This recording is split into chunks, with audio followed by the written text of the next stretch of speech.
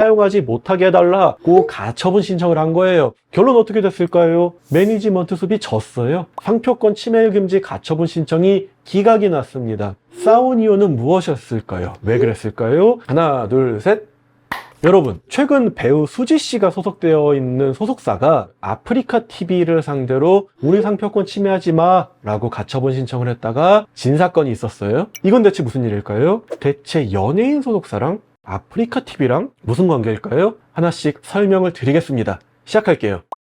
사실 그 사건 자체는 굉장히 간단한 편이에요. 배우 수지 씨의 소속사인 매니지먼트 숲이라는 회사가 있는데, 여러분 많이들 아시는 그 아프리카 TV가 회사 상호를 주식회사 숲으로 변경하고 사용하겠다고 한 거예요. 그런데 매니지먼트 숲은 SOOP 숲과 같은 상표권을 갖고 있다 보니 금년 6월에 갖고 있던 상표권을 기초로 해서 아프리카 TV가 숲이라는 상표를 사용하지 못하게 해달라고 가처분 신청을 한 거예요. 결론 어떻게 됐을까요? 매니지먼트 숲이 졌어요. 상표권 침해 금지 가처분 신청이 기각이 났습니다. 싸운 이유는 무엇이었을까요? 왜 그랬을까요? 이 사건의 쟁점에 대해서 차근차근 얘기를 좀 드려보겠습니다. 여러분, 일단 사실관계부터 얘기를 좀 드릴게요. 매니지먼트 숲은 3개의 상표권을 갖고 있어요. 첫 번째는 매니지먼트 숲, 두 번째는 숲 매니지먼트, 세 번째는 주식회사 숲 엔터테인먼트예요. 3개의 상표는 2019년 12월 18일쯤 출원을 해서 2020년 11월 30일에 등록을 받았습니다. 그럼 지정 상품은 뭘로 했을까요? 키프리스에서 확인을 해보면 35류의 연예인 대행 서비스업, 가로 열고 공연예술가의 업무 관리업, 그리고 연예인 매니지업, 이렇게 2개를 지정 서비스업으로 정해놨네요. 자, 매니지먼트 숲은 이 상표권들을 근거로 해가지고 주식회사 숲을 상대로 상표권 침해 금지 가처분 신청을 건 거예요. 그런데 상표권 침해와 관련된 주장은 단지 이거랑 비슷해요 라고 주장하면 절대 이길 수 없어요. 뭐라도 근거를 대서 주장을 해야 되는 거예요. 근데 매니지먼트 숲이 갖고 있는 상표의 지정 서비스업을 다시 한번 볼까요? 제35류의 연예인 대행 서비스업이랑 연예인 매니저업이에요.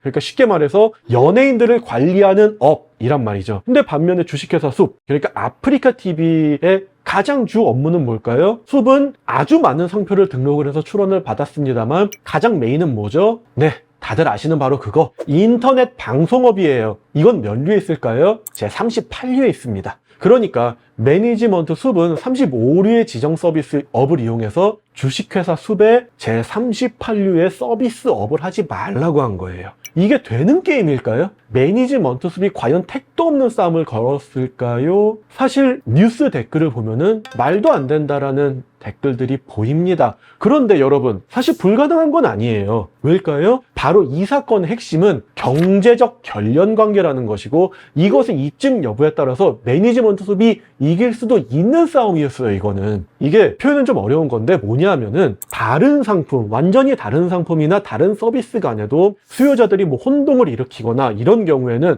경제적 결연 관계가 있다고 볼 수 있고, 이런 경우에 상표권 침해를 인정할 수도 있어요. 실제 특허법원이나 대법원의 사례 중에 호텔업과 의료업 간의 경제적 결연 관계가 있어서 오인운동이 발생할 수 있다라고 한 사실도 있고, 제가 2021년에 받은 판결에서도 귀금속과 액세서리 간의 오인운동이 발생할 수 있어서 경제적 결연 관계가 있다 라고 인정을 받은 사건들이 있었어요. 그러니 연예인 매니지업, 인터넷 방송업, 이 사이에 오인운동이 발생할 수 있음을 만약에 입증을 했다면 매니지먼트 숲이 이길 수 있었던 싸움이었다는 거예요. 그럼 뭐 예를 한번 들어볼까요? 최근 많은 유튜버들이 방송에 진출을 하죠. 방송에 나오던 연예인들은 다들 유튜브 하고 있어요. 그것뿐만일까요? 아프리카 TV나 뭐 이런저런 온라인 방송 매체에서 유명세를 타던 사람들이 방송에 나와요. 또 반대로 하기도 해요. 또 최근에 넷플릭스에서 나온 그 더 인플루언서라는 프로그램에 나온 사람들 전부 유튜브에서만 활동하던 사람들일까요? 출연진 중에 그 대도서관이라는 분은 제가 알기로는 시작이 아프리카 TV였는데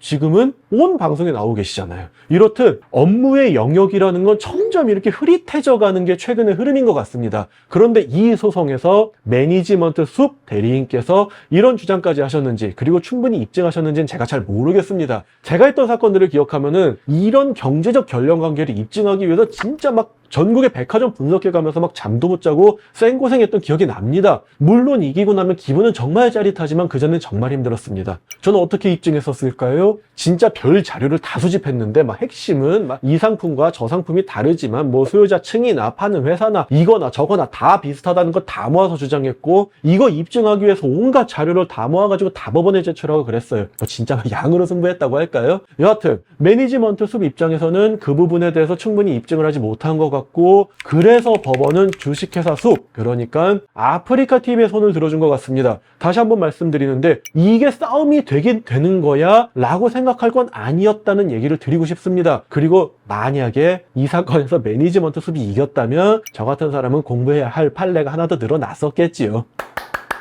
자, 이상 매니지먼트 숲과 주식회사 숲 간의 상표권 침해 분쟁에 관한 쟁점을 말씀을 드렸습니다. 온라인 댓글 같은 걸 보면 막 처음부터 말도 안 된다라는 댓글을 봤습니다. 근데 이게 사실 전문가 입장에서 한판 붙어보고 싶은 사건일 것 같기도 하고, 말씀드렸다시피 상표법에 비춰봤을 때 전혀 할 수 없는 사건은 절대 아니었던 것 같아요. 단지 입증에 문제가 있었던 것 같습니다. 그리고 이렇게 끝난 이상 제 개인적으로는 그냥 두 회사 간에 분쟁 없이 잘 지냈으면 좋겠습니다. 아무튼 오늘 영상이 여러분의 사업에 조금이나마 도움이 되길 바라며 다음 영상에서는 더욱 다양하고 재밌는 사례로 돌아오겠습니다. 감사합니다.